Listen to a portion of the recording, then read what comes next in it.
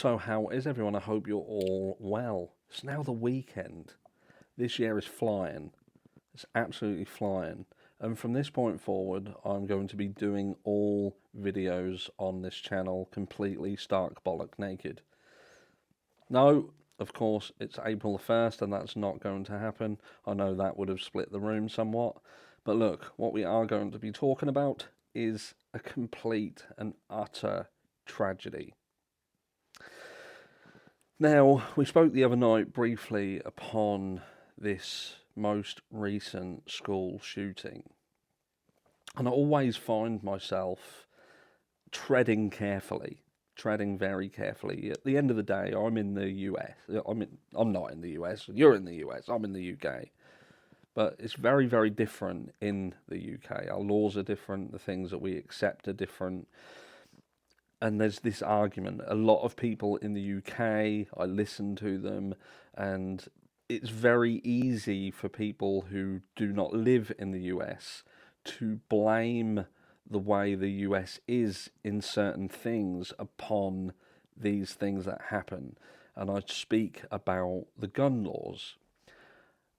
And this is my mind process on it, if you like. And that is that if someone has got to that point where they're going to do a heinous act, then they will do it. They will do it. Whether they've got access legally to guns or not. We have a knife crime pandemic in the UK. It's not spoken about hugely, but we do. London, our capital, is horrendous. They've even warned people that they can't even walk around our capital wearing a nice watch, because the likelihood is they'll either cut your arm off or you'll be held up at knife point and it will be stolen. And what are we supposed to do? Not have knives? How would you cut your meat for your food? But do you see my point? Even though we put a little bit of a comment about things like that, that's the reality of it. If you take something away, they will replace it with something else. And I don't think that, like with Audrey Hale, I just don't think that she was attended to. I don't think she was cared for appropriately and adequately. She had issues, and those issues, for the best part, seemingly were ignored. The warning signs were missed. It was almost like a descent into chaos.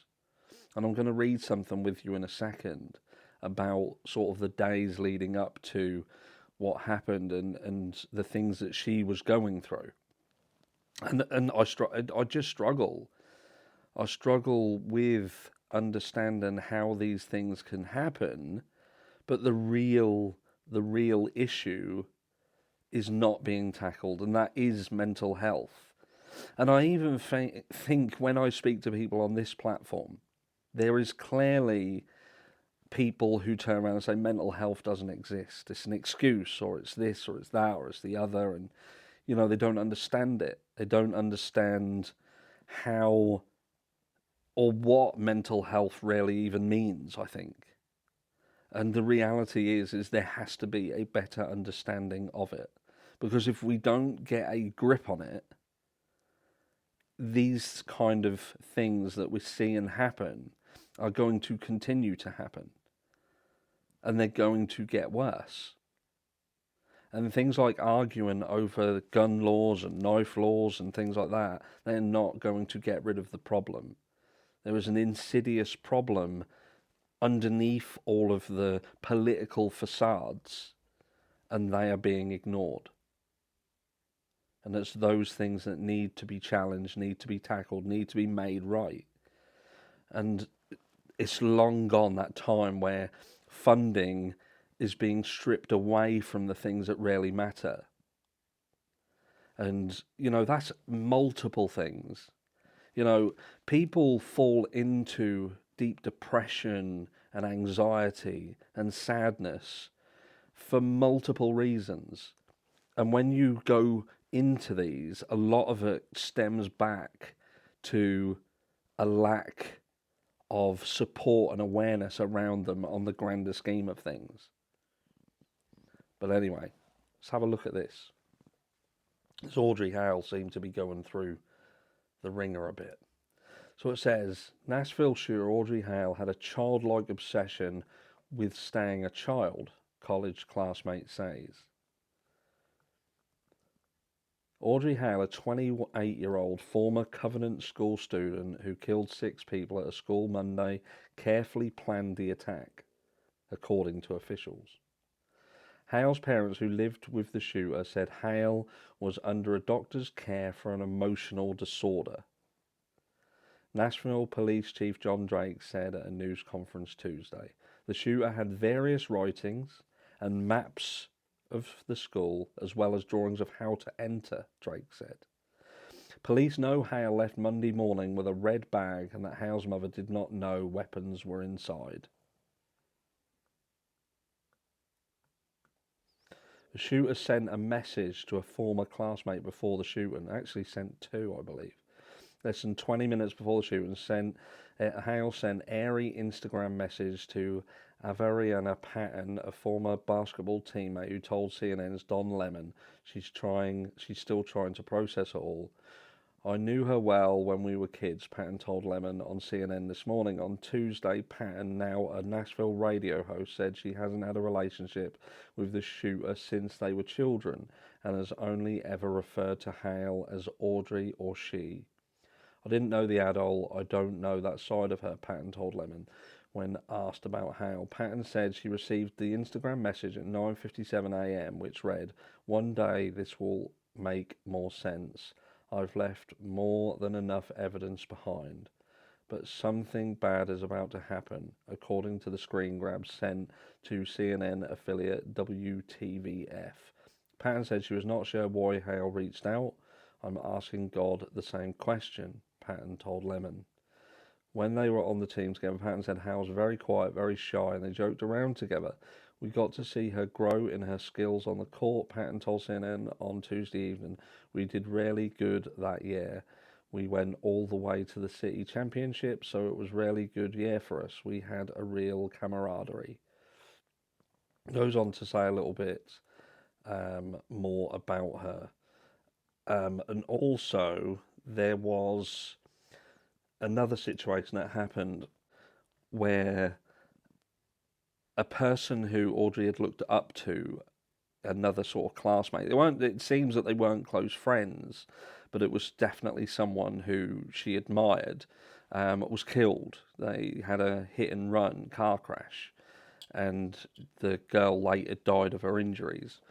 And it's all of these things, this pressure, I've spoken about this before, where if you take someone and you apply enough pressure, eventually that pressure is going to build up, it's going to burst, and something is going to happen. And we see it in every, I think every individual has the ability for this to happen to them. This is how mental health works.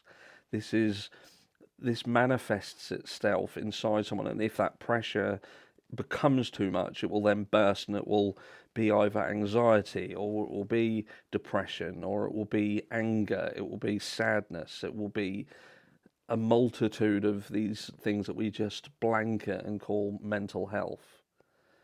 But it looks like Audrey Hale had been suffering for a long time, struggling with a multitude of things. I'm not even going to get into the transgender issues, because that's just something that I don't understand, and each to their own, everyone to everyone's self, live and let live. But it shows someone who spent their life very confused, very upset, very sad, and a multitude of things that manifested itself and then burst out into this singular act of a heinous crime. And it just shows that we as a world, we as a society are failing. We are failing people. We are failing to see when people need help. We are failing to help them adequately. And it's our children, it's innocent people who are paying the price. We need to do more. But before I go, I did say on the live, but this shooting. We criticise law enforcement a lot. Whenever they do something wrong or they do something in a way that we don't feel is right, we jump on them. But in this case, it was, they went into this school blind, and they risked their own lives, their own safety, to bring this to as swift a conclusion as they could. Sadly, 6 people lost their lives, including 3 young children. But that could have been a whole lot worse if not for the officers who attended the school that day. So, let's just take a minute just to think of how things could have been if it weren't for the brave people like those officers. Credit where credit's due. But we do need to get better. We do need to get better. I feel that this was another preventable tragedy, and it has absolutely nothing to do with gun laws and as such. And like I say, I'm in the UK, and I'm not saying I'm right. I just think that if you strip the guns away, the problem is still going to exist, and it will manifest in some other way. Tell me I'm wrong. I'd be interested to know how I'm wrong. And, I know that I'm going to get statistics and people saying, well, we have different gun laws here, and there's different, there's different gun death statistics. Well, yeah, there is. It's like I said at the beginning of this video, in the UK, we're going to have less occurrences of these gun tragedies, but we have knife tragedies. We have horrendous statistics around knife crime and knife deaths. We've recently had a young child go into a school and attack a teacher. It's creepy and it's insidious. I'll catch you all in the next one.